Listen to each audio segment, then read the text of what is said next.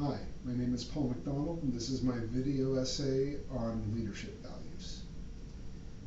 So, what kind of leader do I want to be? I want to be the type of leader that finds value in everybody on my team, even if that value does not serve our immediate team goals. I want to help build people up. I want to show them that they do have skills, and I want to help develop the skills that they already do have.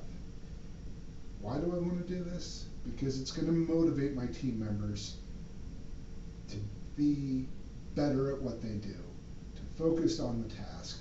It's going to help them be more efficient. It's going to help us solve problems and get things done. You have to build everyone up. It's the best type of leader, in my opinion. I also want to be a leader with a cool head. A lot of times people get mad at the problem. In Navy SEAL training, the instructors will make up things that the trainees did wrong and make them go sit in the Pacific Ocean for hours on end to pay for these mistakes they made. The people that are successful at that type of training are the ones who aren't going to put blame on everybody, to know that there was absolutely nothing they could do to not be sitting in the Pacific Ocean at that moment, and instead focus on the task at hand to solve the problem and to get through the situation. Even if the situation is just keeping yourself motivated as long as possible till you can be dry again. I also want to be the type of leader that expresses gratitude. I'm thankful for everything in this world that I have, and I'm thankful for the people that make an impact on me. A good leader shows that gratitude and expresses that gratitude. It makes people feel wanted. It makes people know they have value, and it makes people trust you. And you can use that trust to build everybody up going forward. You have to show your gratitude to everybody you work with. I've had a lot of role models in this world. The biggest role model I probably had was my grandfather. My grandfather was from a poor family in Coalinga, California. They moved to Huntington Beach at the dawn of World War II, and he was working as an oil roustabout before he joined the Navy. No one would have blamed him for going back to a life on the oil rigs as an everyday worker, but he loved to learn. So he took his GI Bill, he went to college, the first in his family to ever do so. He became an engineer, went into the Navy as an officer, and learned for the rest of his life. He was always learning. He expressed a love of learning into me as a kid. We went on long road trips to national parks to learn more about the environment and things around us. And he was 86 years old, and about a month before he died, he called me very excited because he had just read about a new type of mushroom in his mycology textbook that he had picked up at the library, and wanted to know if I would be able to drive north to Mount Shasta to look for it, because he thought I would find it really interesting and cool. I loved that he wanted to keep learning almost until his death. And I want to be the type of person that is trying to learn something on my last day on earth. The next big mentor I've had is Father Tony Lehman, who is the alumni chaplain at Gonzaga University. This man worked very hard to know everybody and to make everybody's feel special.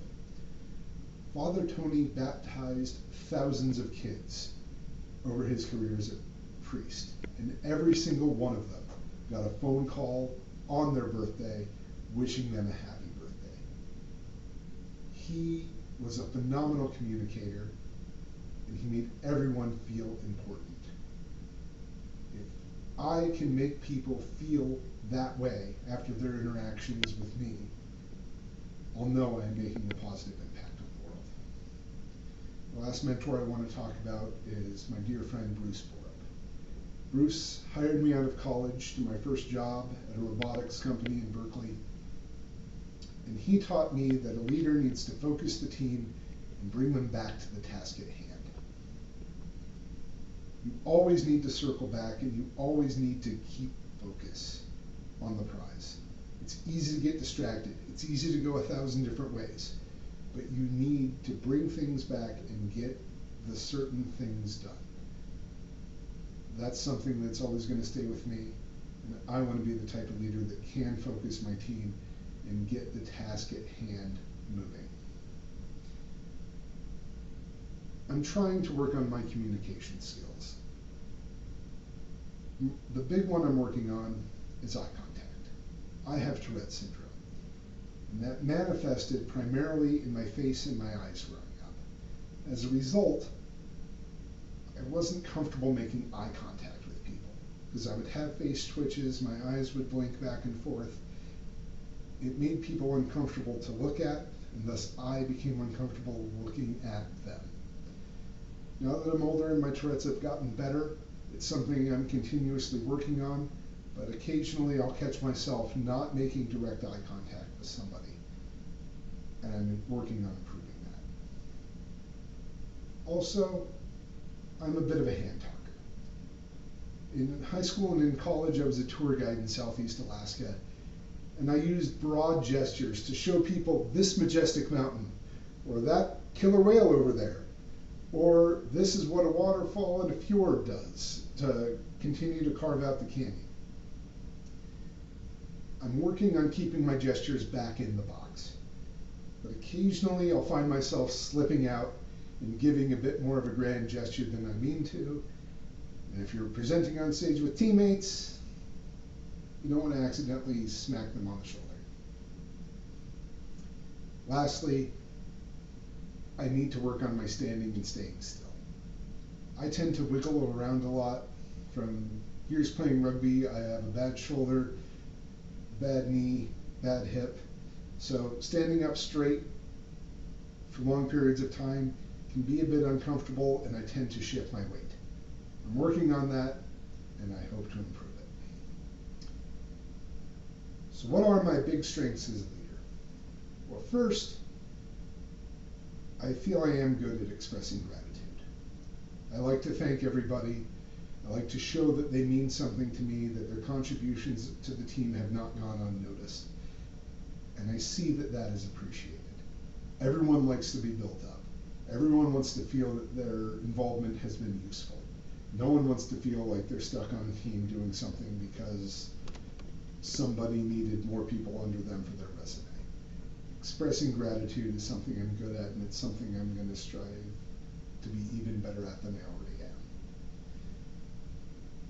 My next strength is my wisdom. Knowledge is knowing that a tomato is a fruit. Wisdom is knowing not to put it in a fruit salad. I pride myself on knowing what things are not going to help the task at hand, on knowing what information that, while interesting, isn't going to help the group stay on task and may ultimately end up being a distraction. Sure, there are things that you absolutely need to teach people that are necessary for them to learn, and you need to cover for safety reasons, for health reasons, for environmental reasons, that absolutely need to be addressed, that don't necessarily help. But there are things that you can control, that you can keep off of your team's plate, that will keep them focused on the task at hand. And last is my playfulness. I like having a fun work environment.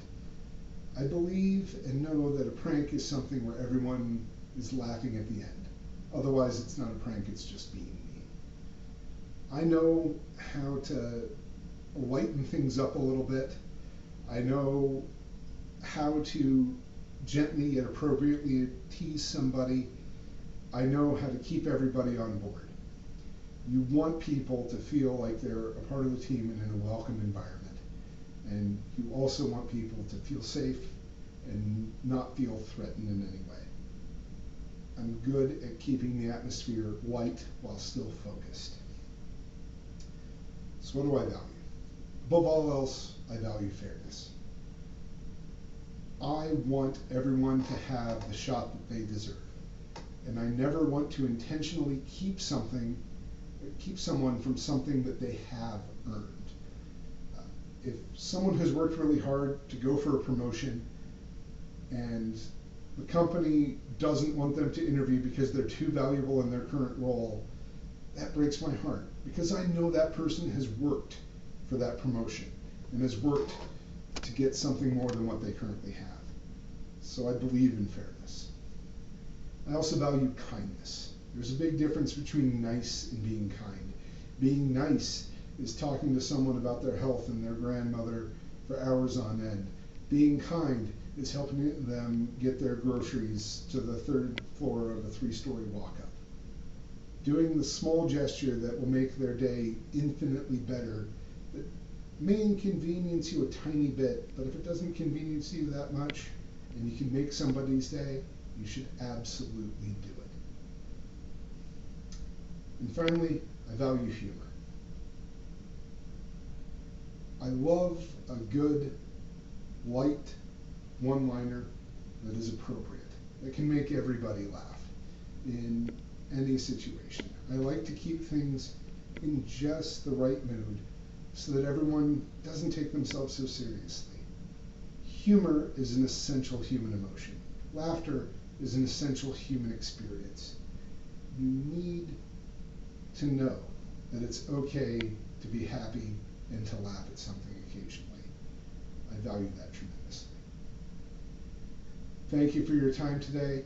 This has been my video essay on leadership values. I hope to continue this conversation.